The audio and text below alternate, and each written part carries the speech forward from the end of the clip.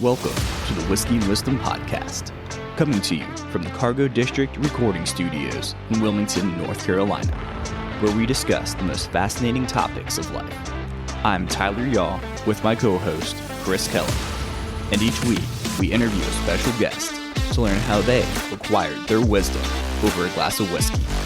So, sit back, pour yourself a glass, and enjoy Whiskey and Wisdom. Welcome back to the Whiskey and Wisdom Podcast, guys. We are actually live on location at the Leland Brewing Company. We actually have a live going on right now. Hopefully you made it for that on Instagram and Facebook. But if you didn't, you have us now. So without further ado, you already know Chris and I, and we have Chris Lacoe sitting over here to my left. We've had him on the podcast before. And actually, Mark, I don't know your last name. Saeed. And we have Mark Saeed. And these are two of the four owners, right, of the Leland Brewing Company? Yes. And we're having our Whiskey and Wisdom event tonight at the Leland Brewing Company as well. And they were gracious enough to host us here. So we wanted to shout them out as well and bring them on and learn a little bit more about the brewery, even more so than we talked about with Lacoe before. Yes. Perfect. So whoever wants to take it away first, tell us a little about the brewery we have here. Go ahead, Mark. All right. I knew that was going to happen. So we have been we're approaching our 7th week in business. It has been an adventure. I cannot say it's not. It's been a great experience so far. The community, our guests have all been extremely receptive to every offering that we've had. We've got 12 amazing options made in-house, from our stouts to several different versions of IPAs, and now our infusion line has been selling out really well with our hazies, and now the Project Brown with that infusion line. It's been great. Cannot say a negative thing so far. It's been fantastic. This has been my new brewery of choice. Both of them probably see me more than they'd like to see me here, but I come in every single time there is a new keg that is tapped to try it out. And you're right, the infusion lines have been on point. I've been very impressed. Yeah. We've got some good minds in the back, so they're making something good. Yeah, that's the way to do it. Tell us about your experience with it now, Chris. It's been interesting. Yeah. Don't sound too excited. No. We, as Mark said, we're on our 12th beer already in 7 weeks. We've got 4 more coming out in the next week. Oh, wow. I think they brewed today. They brewed they brewed a pumpkin beer today. We got a seltzer coming out, and I think in basically 2 weeks we'll have the canning line running and we'll start having cans out. Oh, nice. It's been unreal. We've gotten a great response outside of just the brewery itself. I think we're in 37 different locations on tap at 37 other places right now, which is phenomenal for 7 weeks being in business. Yep. I would dare say there's probably not too many other breweries that have been able to pull that off. We got a great sales team. The beer is good. So, I think we got a good atmosphere here and a good thing coming. The town's been more than pleasant for us to be here and helped us out. So I think, you kind of combine all those things together along with just the personalities and the great bar staff that we have, et cetera, et cetera. It's been jamming. Yeah, that's awesome. We haven't really even gotten into live music yet or any kind of add-ons to what we're doing that will come in time. Yeah, I had a feeling you guys were going to hit the ground running with the few setbacks that we talked about on the previous podcast. So, few setbacks? Yeah. Putting it politely. Seriously, could write a book. I would read it. You haven't started? I'm not the person to write it, but I could tell somebody. There's actually a guy who I work with. He's my coach, but his business, they do this other line where you can actually just transcribe what you want in the book, and they'll put it all together and make it sound good for you. So if you just want to sit in front of a microphone and talk about it, I don't know that it'll sell a single copy, but it will be a phenomenal book. I can tell you that. Well, we got 2 buyers right here. So. Yes. So, question for you guys. I know it's taken a while to get this all together and put together because I wasn't here on launch, unfortunately. I was out and about traveling. What was your first beer that you guys released? The Golden Sunset. Okay. Yeah, the Golden Ale. Yeah. So we opened with 3 beers. It was the Brunswick Brown that went out to market first. Well, yeah, actually. So the Golden was the one we wanted to release. The Brunswick Brown ended up going out first, and we ended up calling it Shea Day IPA. So those were the first 3 when we opened. And I think 2 of them were screw ups. We weren't even trying to make them. Like, it just ended up happening, and they sell a ton. We've already maybe like 2 kegs left of it. Oh wow! So yeah, it's been kind of crazy. It's really great that to have first runs of almost every batch be winners. Yeah. Yes. Generally, you have, let's do a test batch and see how it turns out. And we've not had any sort of waste. We've not had any like, wow, this is really bad, but put it on the market. No, every one of the first batches that we've got on the board have been winners. That's fantastic. Yeah, that's really goes to show you the skill that we got in the back. And so another side of that is when we look at analytics for, the day, the week, the month, Right. we'll look at what's selling. And let's just say like the hazy's the number one seller, and it might sell, 200 beers a day. Well, all the other beers will be like 175, 174, 172, 170, 169. They're all within like within 10 or 15 beers of each other. It's kind of weird. Which I think that says a lot about the beer, too, considering we do have some guest taps on, and there's some other beers that we don't carry that are still selling. So do you guys, because I'm assuming you run the front of the house for the most part, the daily business. How did you find the people to run like the back half, making the beers and everything? That came from Nick. Nick is our main sales head, and he brought Ethan Hall on. And Ethan has a long experience in the brewery business. Mm-hmm. He's had his own breweries in the past, and he's done quite well for himself.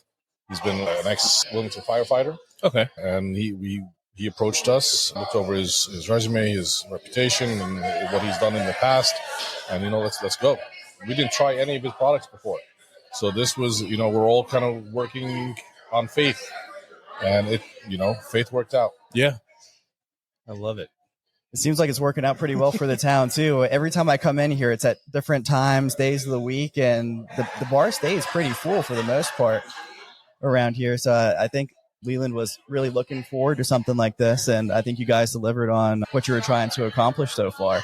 So there's only good things coming, it seems like, down the road. Yeah. Hopefully.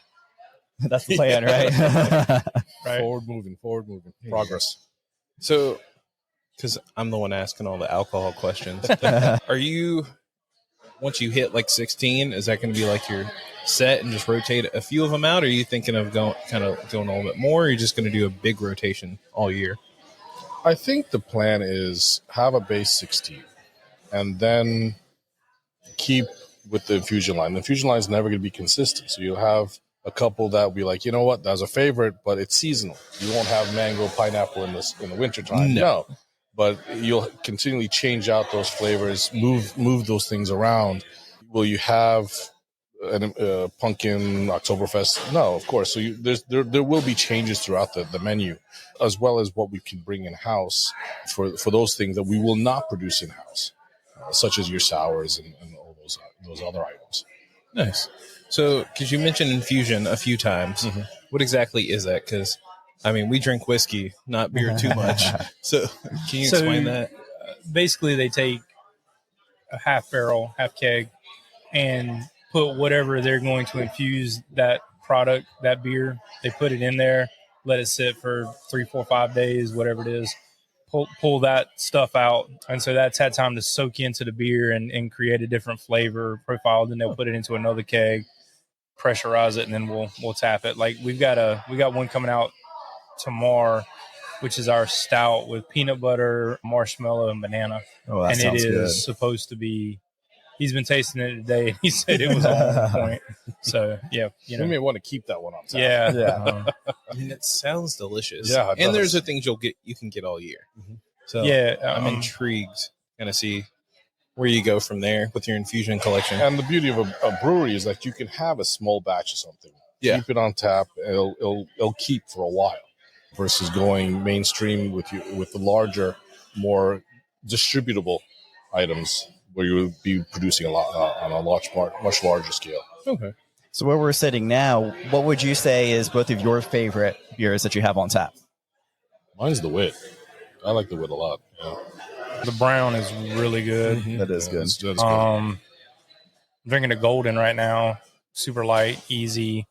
The hazy's actually really good, and I'm not an IPA guy. Okay. Yeah, I really don't have a favorite. I just kind of move down the line, drink it back. Whatever I feel like drinking that day is what I drink. That's typically what I've done too. That's a good point, Chris. The IPAs we have are not your IPAs that we've had outside breweries, where they're more, they're not in your face and slap you in the face. I can't stand IPAs. I like our IPAs, not because I'm biased or anything, but they actually are very refreshing. They're not like a heavy hop forward. Yeah. Look, we've been hearing it from a lot of people, and you can say you heard it here first.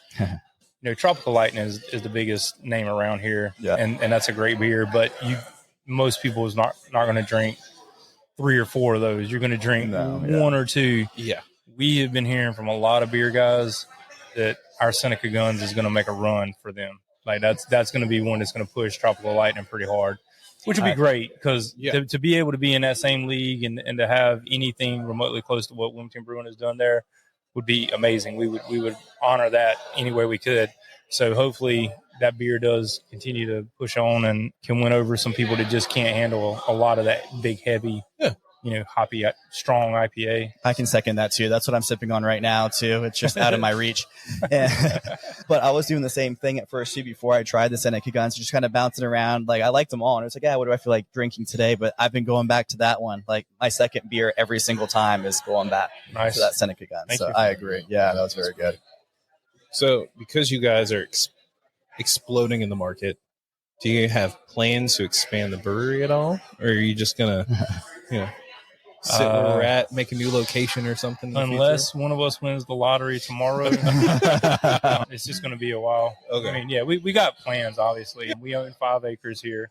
This is about 2.5 that you can see that's cleared. Yeah. So we do have plenty of room to do a lot of extra things, and that's all of us is gold. But, I mean, it's business. You got to keep doing like we are now and keep pushing forward and hope that we can continue to make good beer and, people will like it and we can sell it. So. Yeah, it's true. So I know you have guest taps as well for, like you said, like the sours and the seltzers and stuff like that. So what are you drinking right now? I'm a cider fan, so I have a mixture. We made a bit of kind of mocktails, cocktails, whatever you want to call it. Yeah. So this is Larry's Lemonade with Ludacris. That's a nice little mixture over ice. It looks good and it tastes good. So Well, I know what I'm trying. The only reason why I knew what it was is because I had it yesterday when we were coming in doing the planning for today. So it gives you that kind of, it separates with the different colors, so it gives you that kind of sort of island feel. I like yeah, it. I mean, it is so hot outside. You need something refreshing. right. For those who aren't watching it live, I mean, it was 92 when we started setting up earlier. Yeah, At least. Yeah. And I already went through one t-shirt, and then I bought one while I was here. I will say, I don't know who makes your shirts, but they are the most comfortable, like, brewery t-shirts I've bought in years. Yeah. It's the Logo Shop, which is right down the street. Okay. Oh, nice. Good to We know. for the most part, almost everything we've done here, we've tried to keep in-house with Leland people. Yeah, the signs on the buildings were made by Leland people. T-shirts, hats, and all that are Leland companies. We've done little things here and there. We've tried to do everything we could to support local Leland stuff. I love that. The bar. Yeah, the bar was, we've done everything that we could to try and keep it within people and friends and family and everything that we knew around here. So that we always had that Leland feel. We are Leland Brewing Company. It's the town of Leland. So yeah. So with that being said, too, every single one of the beers that you've brewed so far is named after something based in Leland. Is that right?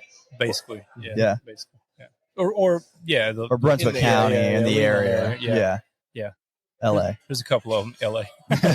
Came out just with the Barbie movie, the LA Blonde. Right. We should have made it pink if we were going to do that. That would have been interesting. Yeah. Have that some type of infusion in there. Yeah. Make it look pretty cool. You would have sold so many of those just saying. I don't know Barbie that Barbie is the image we want to go to. That's normally Right. little kids. Sure. It's that whole nostalgia thing. But then again, you never know with all the alcohol laws these days. Yeah. I'd be trying to say you're selling it to kids and True. all that True, fun true. stuff. Sure. Yeah, we just had an ABC inspection this morning. I learned a lot. So, yeah. Oh, yeah. I'm sure it's ever learning and ever changing around here. We did. It's one of those things where, like, you have a big book of rules, and you're like, okay, cool. And then when they show up, they're like, well, they're like, that's not in the book. Mm-hmm. So, That gray area right yes. there. Yep. Yeah. I applaud every alcohol facility because there's so many rules you have to keep up with. Yeah. All of the things in the back that you never think about when you come in and enjoy your beer. You're never thinking about everything that's going on in the backside. And then also, when I was talking to one of your brewers the other day, I don't remember his name, but he was going ham on all of the Brian. Yeah, that's who it was, on all of the science that behind each and every one of the beers and why it's made and how it's made and what makes it do what it does. And it was mind blowing. You could look at a brewery as a chemistry lab, a kitchen, and it's a playground of flavors. Yeah. That kid is like a walking beaker and microscope. Like he is, the stuff that his knowledge and that brain of his, like I can't talk to him. Like he starts talking to me and he looks at me and laughs and he goes, I can tell you don't know what I'm talking about. Like, you're right, Brian. I have no idea what you're talking about. I was like, it sounds awesome, but I have no idea what you're talking about. And there was quite a few times I was like, and what does that mean? Yeah, Can you break that down again? He is so in tune with what he's doing. He's awesome. Yeah, found a good guy back there. Yep. I love it. So, because we're about to head over to our true in-person event. Yeah. Question for you guys. What would success for this business and personally look like in the next 5-10 years? Ooh. I kind of hinted at it a little earlier. Deep over here. Daggone, man. It's the wisdom part. Yes. One of our partners owns the land next to us. And then working with a group on the other side of them. Town's building an amphitheater across the street. So when you look at Leland as a whole, this is the gateway district to Leland is what this is trying to transform into. This is old Leland. This is original Leland. The ideas that we have about making this a destination place for our business is partnering up with everyone around us and building a facility and an area that which people can come and just park and hang out all day. Kid friendly, up and down, all ages, adults. We have a very wide range of clientele. I mean, we have tons of older people all the way down to the 2 and 3 year olds that are outside playing, sometimes 15, 20 of them at a time. Yeah. Because we have all the grass areas out back and stuff. So the mom and dads love that. But so as a whole, we've always talked about building this as a place that people could come and hang out. And as the people around us grow and build and restaurants and attractions or whatever it is, housing and stuff around us. And of course, the town with the park, they're going to start in October with, the amphitheater, and then they're having splash pads and all these things that are going to be part of that.